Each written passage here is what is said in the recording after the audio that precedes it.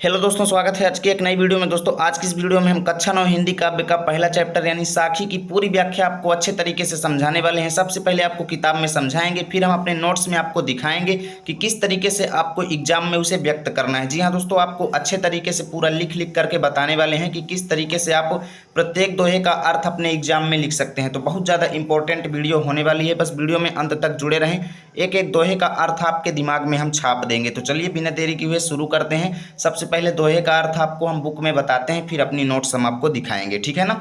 चलिए देखते हैं। तो यहाँ पर पहला दोहा देखिए क्या दिया गया है।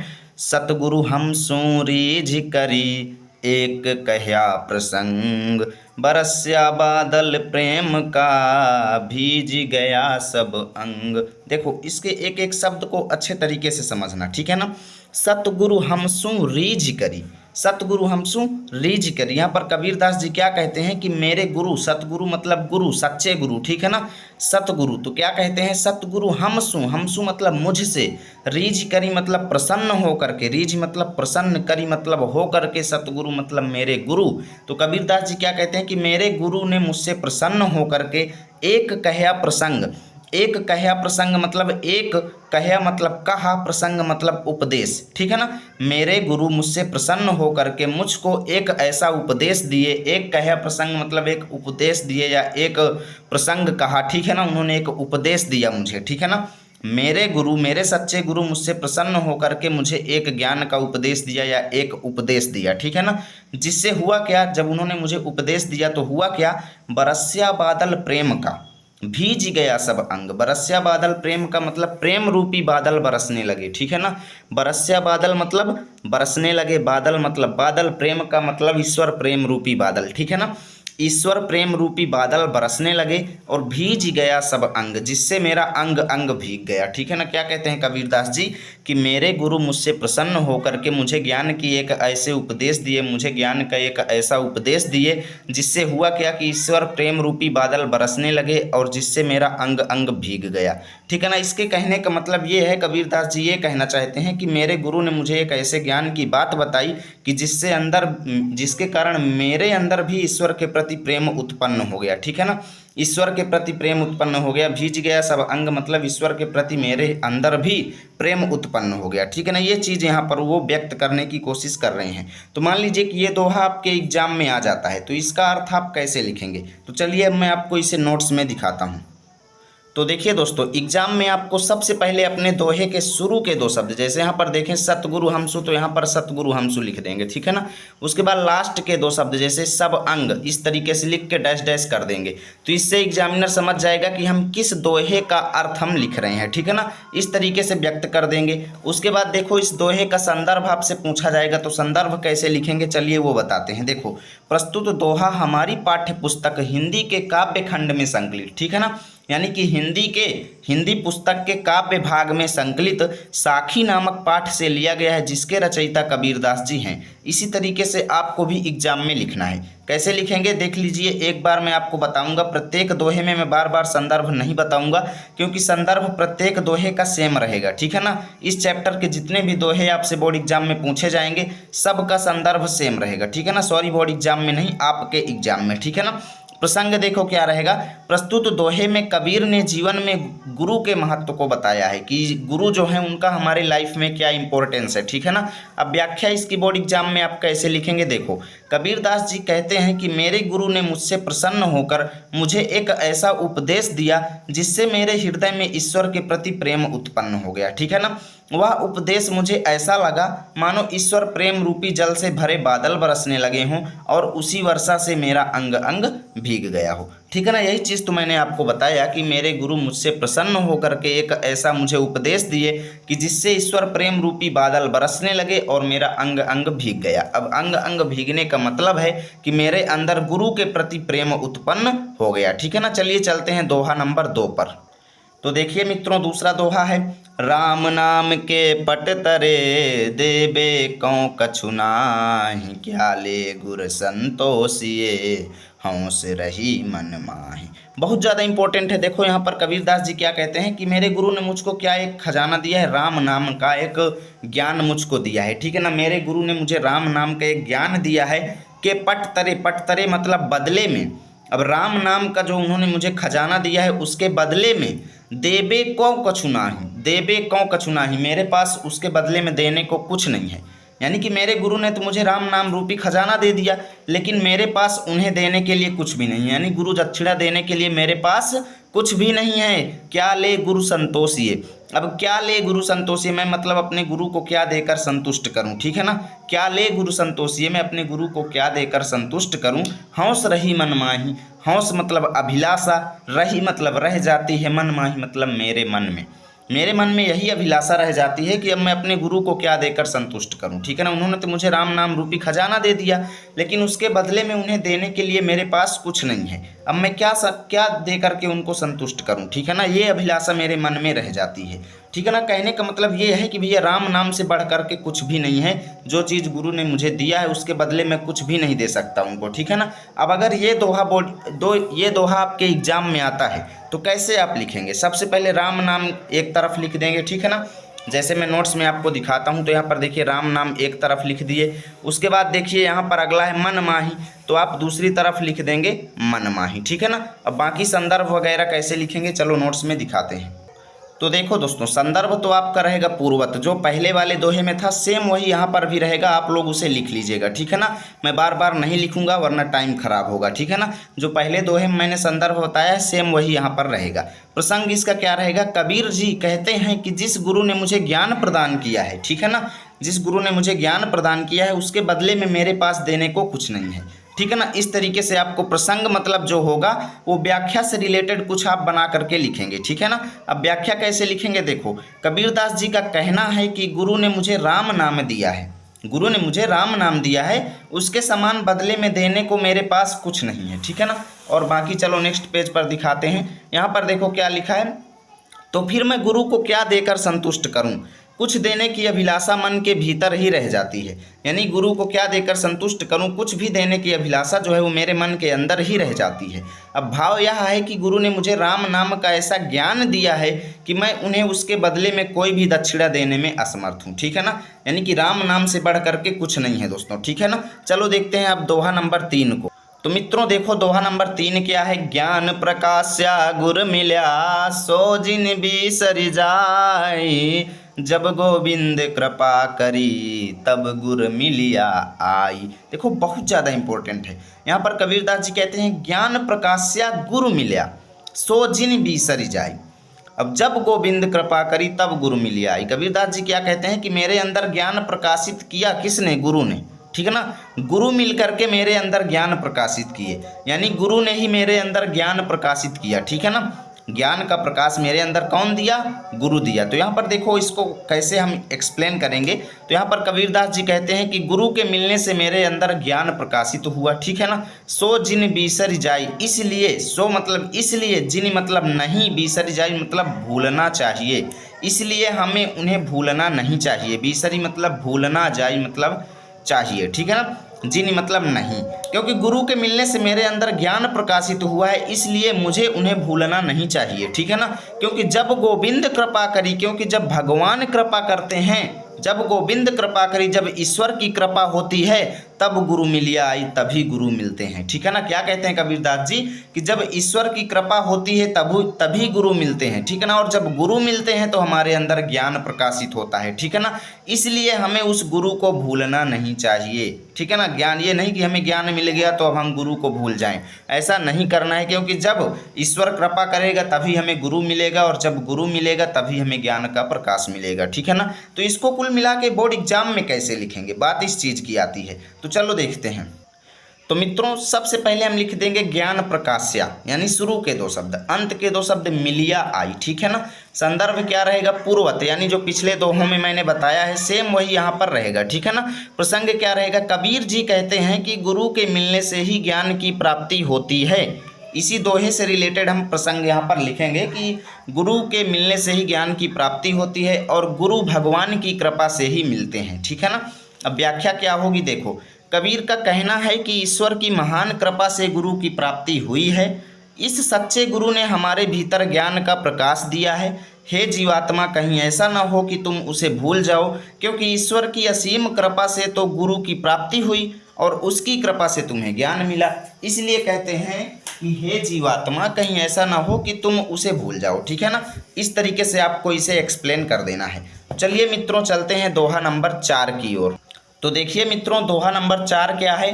माया दीपक नर पतंग, भ्रमि भ्रमि इवें पड़ंत, कहे कबीर गुर ज्ञान थे, एक आध उबरंत। देखो अच्छे से समझना, बहुत अच्छा दोहा है ये। आप सभी लोग इसको रियल लाइफ में समझने की कोशिश करना, ठीक है ना। कबीरदास जी यहाँ पर क्या कहते हैं कि माया दीपक नर पतंग। माया दीपक मतलब ये संसार जो है, ये जो संसार है ये एक माया के दीपक के समान है, ठीक है ना। माया रूपी दीपक के समान है, दीपक के समान यानी दिए के समान है ये पूरा संसार। और नर किसके समान है? पतंग यानी पतिंगे के समान। आप लोग आजकल ही देखते होंगे, जब कहीं पर लाइट जलती है तो कितने ज़्यादा मतलब जीव आ जाते हैं जो लाइट के चारों तरफ गोल गोल घूमते रहते हैं, और कुछ समय बाद आप लोग देखते हैं कि वो वहीं पर मर जाते हैं। तो वही चीज़ यहाँ पर एक्सप्लेन करना चाहते हैं कबीरदास जी कि ये संसार जो है एक माया के दीपक के समान है, माया के दीपक के समान है, और मनुष्य जो है वो पतिंगे के समान है, जो भ्रमि भ्रमि इवं पड़ंत। भ्रमि भ्रमि मतलब बार बार, इवं मतलब भ्रमि भ्रमि मतलब भ्रमित होकर, ठीक है ना, ध्यान देना। भ्रमि भ्रमि मतलब भ्रमित होकर, इवं पड़ंत मतलब इसमें पड़ जाता है, यानी कि मोह माया में पड़ जाता है। इवं पड़ंत मतलब इसमें, पड़ंत मतलब पड़ जाता है, भ्रमि भ्रमि मतलब भ्रमित होकर के। कबीरदास जी कहते हैं कि संसार जो है माया के दीपक के समान है, मनुष्य उसके पतिंगे के समान है, जो भ्रमित होकर के इस संसार की मोह माया में पड़ जाता है। क्योंकि दोस्तों, क्योंकि होता क्या है, आप लोग पतिंगे को देखते होंगे, दिए के मोह में क्या हो जाता है, चारों तरफ घूमता रहता है, दिए पर वो मुग्ध हो जाता है, और एक दिन ऐसा आता है जब वो अपना प्राण त्याग देता है। तो वही चीज़ यहाँ पर कबीरदास जी कहते हैं कि व्यक्ति जो है पतिंगे के समान है, जो इस संसार की मोह माया के चक्कर में पड़ जाता है भ्रमित तो होकर के, ठीक है ना। और इससे बचा कैसे जा सकता है? कहें कबीर गुरु ज्ञान थे, कि गुरु के ज्ञान से, ज्ञान थे मतलब गुरु के ज्ञान से, एक आध उबरंत मतलब एक आध ऐसे व्यक्ति हैं, यानी शायद एक दो ऐसे व्यक्ति हैं जो उबरंत मतलब इससे उबर जाते हैं, यानी कि इससे बच जाते हैं, ठीक है ना। यानी जो मोह माया में नहीं पड़ते वो क्या होते हैं, वो बच जाते हैं, ठीक है ना। कबीरदास जी ये कहते हैं भाई जो गुरु के ज्ञान को समझ जाएगा, गुरु के ज्ञान को ग्रहण कर लेगा, वो इस संसार, ये माया रूपी संसार में नहीं फंसेगा, ठीक है ना, और अपनी लाइफ को सुधार लेगा। वही चीज़ यहाँ पर कबीरदास जी एक्सप्लेन करते हैं। तो इसको कैसे लिखेंगे, चलो देखते हैं। तो मित्रों सबसे पहले लिख देंगे माया दीपक, उसके बाद लास्ट का आध उबरंत, ठीक है ना। संदर्भ इसका भी पूर्वत रहेगा, यानी जो पीछे वाले मैंने बताया है सेम वही यहाँ पर आपको लिख लेना है, यानी जो पहले नंबर दोहे में बताया है वही प्रत्येक दोहे में रहेगा, ठीक है ना। प्रसंग क्या रहेगा, इस दोहे में कवि ने जीव और माया की तुलना पतिंगा और दीपक के साथ किया है। देख सकते हो कि जीव यानी मनुष्य की और माया की तुलना पतिंगा और दीपक के समान किया है, ठीक है ना। चलो चलते हैं नेक्स्ट पेज पर, और देखिए मित्रों आगे क्या लिखा गया है, यह संसार माया के दीपक के समान है। व्याख्या है ये, यह संसार माया के दीपक के समान है और मनुष्य पतिंगे के समान है। जिस प्रकार पतिंगा दीपक के सौंदर्य पर मुग्ध होकर अपने प्राण त्याग देता है, पतिंगा जो है दीपक के सौंदर्य पर मुग्ध होकर अपने प्राण त्याग देता है, उसी प्रकार मनुष्य माया पर मुग्ध हो भ्रम में पड़ जाता है, पढ़कर अपने को मिटा देता है, ठीक है ना। शायद एक आध ही गुरु के उपदेश के कारण इससे छुटकारा पा सकते हैं। इस तरीके से एग्जाम में आपको लिखना है, ठीक है ना। चलो चलते हैं अब हम दोहा नंबर 5 की ओर। तो देखिए दोस्तों दोहा नंबर 5 क्या है, जब मैं था तब गुरु नहीं, अब गुरु हैं हम नाही, प्रेम गली अति साकरी, तामे दो न समाही। ठीक है ना, कितना ज़्यादा इंपॉर्टेंट है। देखो यहाँ पर कबीरदास जी क्या कहते हैं कि जब मैं था तब गुरु नहीं, मैं मतलब अंधकार था, जब तक मेरे मन में अंधकार था, जब तक मेरे मन में अंधकार था तब गुरु नहीं, तब तक मुझे गुरु की प्राप्ति नहीं हुई, ठीक है ना। जब तक मेरे मन में अंधकार था तब तक मुझे गुरु की प्राप्ति नहीं हुई, और अब गुरु हैं हम नहीं, अब जब मुझे गुरु मिल गए हैं तब मेरे अंदर अंधकार नहीं बचा, ठीक है ना। हम मतलब अंधकार नहीं मतलब नहीं है, और जब मैंने गुरु को प्राप्त कर लिया तब मेरे अंदर अब क्या हो गया, अंधकार नहीं बचा, ठीक है ना। यानी गुरु ने इतना अच्छा ज्ञान दिया कि मेरे अंदर के सभी जो बुराइयां थी वो नष्ट हो गईं, और प्रेम गली अति साकरी, तामे दो न समाही। ठीक है ना, कहना क्या चाहते हैं कबीरदास जी कि ये जो प्रेम गली, ईश्वर प्रेम रूपी या कह लो प्रेम गली मतलब गुरु को प्राप्त करने का जो रास्ता है, प्रेम गली का मतलब यहाँ पर यही है कि गुरु के प्रति प्रेम करना या गुरु के प्रति आकर्षित होने का जो रास्ता है, गुरु को प्राप्त करने का जो रास्ता है, अति सांकरी, अत्यंत संकरा है, यानी बहुत पतला है दोस्तों, जिसमें दो न समाही, जिसमें दो होकर के आप लोग नहीं जा सकते। दो न समाही मतलब दो होकर नहीं जा सकते, यानी जब तक आप स्वयं को और गुरु को अलग अलग मानेंगे, जब तक आप स्वयं को अपना मतलब अपने अंदर घमंड करेंगे, आप कहेंगे कि नहीं मैं गुरु से ज़्यादा हूँ, ठीक है ना, जब तक आप स्वयं को और गुरु को अलग अलग मानेंगे तब तक आप गुरु को प्राप्त नहीं कर पाएंगे। और जब क्या हो जाएगा, आप गुरु को और स्वयं को एक मानने लगेंगे, तब क्या होगा, यानी कि गुरु और आपके प्रति एकता का भाव जब हो जाएगा तब क्या हो जाएगा, आप गुरु को प्राप्त कर पाएंगे। क्योंकि ये जो ईश्वर को, गुरु को प्राप्त करने का जो रास्ता है अत्यंत सकरा है, इसमें दो होकर के नहीं चला जा सकता, इसमें केवल एकता के भाव से ही चला जा सकता है। अब मेनली बात आती है इसको हम लिखेंगे कैसे, तो चलो दिखाते हैं। तो देखो मित्रों, सबसे पहले लिख देंगे जब मैं था, उसके बाद न समाही, डैश डैश कर देंगे, तो इससे एग्जामिनर समझ जाएगा कि हमने किस दोहे का अर्थ लिखा है, ठीक है ना। संदर्भ क्या रहेगा, पूर्वत, ठीक है ना। प्रसंग क्या रहेगा, प्रस्तुत दोहे में कबीर गुरु तथा शिष्य के बीच एकात्मकता पर बल दे रहे हैं, यानी कि गुरु और शिष्य को अलग अलग नहीं समझना चाहिए, एक होकर रहना चाहिए, ठीक है ना। व्याख्या देखो क्या है, कबीर कहते हैं कि जब तक मुझ में मैं अर्थात अंधकार था तब तक मुझे अपने गुरु से एकात्मक भाव प्राप्त नहीं हो सका। मैं गुरु और स्वयं को दो समझता रहा, ठीक है ना, गुरु और स्वयं को दो समझता रहा, अतः मैं प्रेम साधना में असफल रहा, यानी कि जब तक मेरे अंदर अंधकार था तब तक मुझे गुरु को प्राप्त मैं नहीं कर पाया, असफल रहा, ठीक है ना। क्योंकि प्रेम साधना का मार्ग बड़ा सकरा है, उस पर एक होकर के ही चला जा सकता है, और जब तक द्वैत भाव यानी मैं और तू बना रहेगा तब तक गुरु भक्ति संभव नहीं है, यानी कि जब तक हम गुरु को और स्वयं को अलग अलग मानते रहेंगे तब तक हम गुरु को प्राप्त कभी नहीं कर पाएंगे, ठीक है ना। चलिए चलते हैं अब हम अगले दोहे पर। तो देखिए मित्रों, अगला दोहा है, भगति भजन हरि नाव है, दूजा दुख अपार, मनसा वाचा कर मना, कबीर सुमिरन सार। देखो बहुत ज़्यादा इंपॉर्टेंट है। कबीरदास जी क्या कहते हैं, भगति भजन हरि नाव है, यानी मनुष्यों के लिए भगति भजन, भक्ति और भजन, ईश्वर की भक्ति और भजन, हरि मतलब ईश्वर की भक्ति और भजन, ईश्वर की भक्ति और भजन नाव है, एक नाव के समान उपयोगी है। नाव क्या होता है, आपको सागर से पार कराने में मदद कर सकता है, आप लोग किसी भी नदी को नाव के सहारे पार कर सकते हैं। इसी प्रकार ये संसार एक नदी है जिसको पार करने के लिए आपको ईश्वर की भक्ति और भजन जरूरी है, क्योंकि ईश्वर की भक्ति और भजन एक नाव के समान है।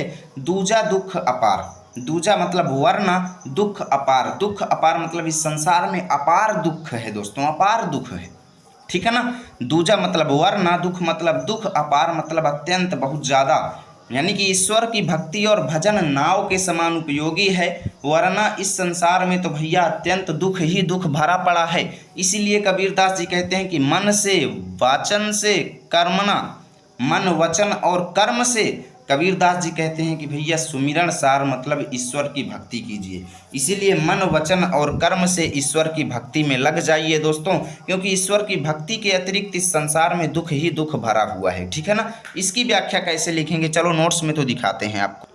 तो मित्रों सबसे पहले लिख देंगे भगति भजन हरि, उसके बाद सुमिरन सार, ठीक है ना, डैश डैश कर देंगे। संदर्भ इसका भी पूर्वत रहेगा, जो पहले वाले दोहे का था सेम वही प्रत्येक दोहे का रहेगा, आप लोग लिख लीजिएगा, ठीक है ना। प्रसंग क्या रहेगा, प्रस्तुत दोहे में कबीर ने संसार की नश्वरता को बताते हुए ईश्वर की भक्ति की ओर प्रेरित किया है, ठीक है ना। उन्होंने कहा कि भाई ये संसार जो है नश्वर है, नष्ट वाला है, ठीक है ना, और ईश्वर की भक्ति की ओर प्रत्येक व्यक्ति को प्रेरित किया है। व्याख्या क्या रहेगी, देखो, जीव के लिए परमात्मा की भक्ति और भजन करना एक नाव के समान उपयोगी है, यानी व्यक्ति के लिए परमात्मा की भक्ति और भजन करना एक नाव के समान उपयोगी है। इसके अतिरिक्त इस संसार में दुख ही दुख है, ठीक है ना। इसी भक्ति रूपी नाव से, यानी ईश्वर की भक्ति का जो है नाव है, इसी से सांसारिक दुख रूपी सागर को पार किया जा सकता है। यानी संसार जो है एक समुद्र के समान है, जिसको पार करने के लिए आपको ईश्वर की भक्ति जरूरी है, ठीक है ना। इसलिए मन वचन और कर्म से परमात्मा का स्मरण करना चाहिए, यही जीवन का परम तत्व है, ठीक है ना। इस तरीके से इसकी व्याख्या आपको एग्जाम में लिखना है। चलो मित्रों चलते हैं अगले दोहे पर। तो देखो मित्रों, 7वां नंबर दोहा क्या है, कबीर चित्त चमंकिया, चहु दिस लागी लाई, हरि सुमिरन हाथों घड़ा, बेगे लेहु बुझाई। यहाँ पर देखो कबीर चित्त चमंकियाँ, कबीर चित्त चमंकियाँ का मतलब ये है कि कबीरदास के मन में चमंकियाँ मतलब ज्ञान उत्पन्न हो गया, ठीक है ना। कबीरदास के मन में ज्ञान की ज्योति जग गई है, कबीरदास के चित्त में ज्ञान की ज्योति जग गई है। तब उन्होंने समझा कि भैया चहुदिस लागी, लाई लाई मतलब आग, लागी मतलब लगी हुई है, चहुदिस मतलब चारों तरफ कबीरदास के अंदर ज्ञान उत्पन्न हुआ। तब वो समझे कि भाई इस संसार में चारों तरफ विषय वासनाओं की आग लगी हुई है, ठीक है ना। हरि सुमिरन हाथों घड़ा बेगे लेहु बुझाई, हरि सुमिरन मतलब भगवान का स्मरण करके, भगवान का स्मरण करके हाथों घड़ा, फिर वो अपनी आत्मा को समझाते हुए क्या कहते हैं कि हे मेरी आत्मा, तेरे हाथों में ईश्वर का स्मरण रूपी घड़ा है जिसमें जल भरा हुआ है, ठीक है ना। और उसी से तू अपने मन में ये जो विषय वासनाओं की आग लग रही है इसको बुझा सकती है और इस संसार से क्या पा सकती है, मुक्ति पा सकती है, ठीक है ना। तो वो चीज़ यहाँ पर कबीरदास जी के अंदर जो ज्ञान उत्पन्न हुआ, तब उन्होंने देखा कि इस संसार में चारों तरफ विषय वासनाओं की आग लगी हुई है। वो अपने मन को संबोधित करते हुए कहते हैं कि हे मेरे मन, तू, तेरे हाथों में ईश्वर के स्मरण रूपी घड़ा है जिससे तुम इस अपने मन में लग रही आग को बुझा सकते हो, ठीक है ना। अब इसकी व्याख्या लिखना कैसे है वो चीज़ चलो दिखाते हैं। तो देखो दोस्तों, सबसे पहले लिख देंगे कबीर चित्त, उसके बाद लेहु बुझाई, ठीक है ना, डैश डैश कर देंगे। संदर्भ इसका पूर्वत रहेगा जो पहले नंबर का था, सेम वही यहाँ पर। प्रसंग क्या रहेगा, इसमें कबीरदास जी ने बताया है कि विषय रूपी अग्नि ईश्वर के नाम स्मरण से ही शांत हो सकती है, यानी संसार में लग रही विषय वासनाओं की अग्नि जो है ईश्वर के नाम स्मरण से ही शांत हो सकती है। व्याख्या कैसे लिखेंगे, देखो कबीर का कहना है कि इस संसार में सब जगह विषय वासनाओं की आग लगी हुई है, मेरे मन में भी विषय वासनाएं उमड़ रही हैं, ठीक है ना। कबीर अपने मन को कहते हैं कि हे मन, तेरे हाथ में ईश्वर स्मरण रूपी जल का घड़ा है, यानी ईश्वर की भक्ति रूपी जल का घड़ा है जिससे तू शीघ्र ही वासनाओं की आग बुझा ले, ठीक है ना। इस तरीके से पूरी व्याख्या आप लोग स्क्रीनशॉट ले सकते हैं और एग्जाम में लिखिएगा, ठीक है ना। चलिए चलते हैं अगले दोहे पर। तो देखो मित्रों, अगला दोहा है, अंखड़ियाँ झाई पड़ी पंथ निहारी निहारी, जी भड़िया छाला पड़िया राम पुकारी पुकारी। देखो कबीरदास जी क्या कहते हैं भैया, ईश्वर की भक्ति में व्याकुल एक जीवात्मा का वर्णन कर रहे हैं कि कबीरदास जी क्या कहते हैं भैया कि ईश्वर की भक्ति में वह व्यक्ति इतना ज़्यादा पागल है दोस्तों कि उसकी आंखों में झाइयाँ पड़ गईं, अंसड़ियाँ मतलब आंखों में झाई पड़ गईं, झाइयाँ पड़ गईं। पंथ निहारी निहारी मतलब ईश्वर का बाट जोहते जोहते, ठीक है ना। निहारी निहारी मतलब इंतजार करते करते ईश्वर का दर्शन प्राप्त करने के लिए रास्ता ताकते ताकते उसको क्या हो गया, उसकी आंखों में झाइयाँ पड़ गईं, लेकिन फिर भी उसे ईश्वर के दर्शन नहीं हुए, ठीक है ना। जी भड़िया छाला पड़ गया, जी भड़िया मतलब उसके जीभ में छाला पड़ गया, छाले पड़ गए। राम पुकारी पुकारी, राम का नाम पुकारते पुकारते उसके जीभ में छाले पड़ गए, लेकिन फिर भी प्रभु ने उसकी पुकार नहीं सुनी। क्यों नहीं सुनी, क्योंकि दोस्तों सच्चे मन और सच्ची लगन से ही और मन की पवित्रता से ही ईश्वर को प्राप्त किया जा सकता है। फालतू जप माला और छापा तिलक और दिखावा करने से ईश्वर को प्राप्त नहीं किया जा सकता, ठीक है ना। कबीरदास जी ये यहाँ पर एक्सप्लेन करना चाहते हैं। तो इसको हम कैसे लिखेंगे चलो दिखाते हैं। तो देखो मित्रों, सबसे पहले लिख देंगे अंसड़ियाँ झाई, उसके बाद पुकारी पुकारी, ठीक है ना। संदर्भ इसका पूर्वत रहेगा। प्रसंग क्या रहेगा, इस दोहे में संत कबीर ने विरह से व्याकुल जीवात्मा के दुख को व्यक्त किया है, ठीक है ना। व्याख्या कैसे लिखेंगे, मेन ये देखिए, कबीर का कथन है कि जीवात्मा बड़ी व्याकुलता से परमात्मा की प्रतीक्षा कर रही है, ठीक है ना। भगवान की बाट जोहते जोहते उसकी आंखों में झाइयाँ पड़ गई हैं, फिर भी उसे ईश्वर के दर्शन नहीं हुए।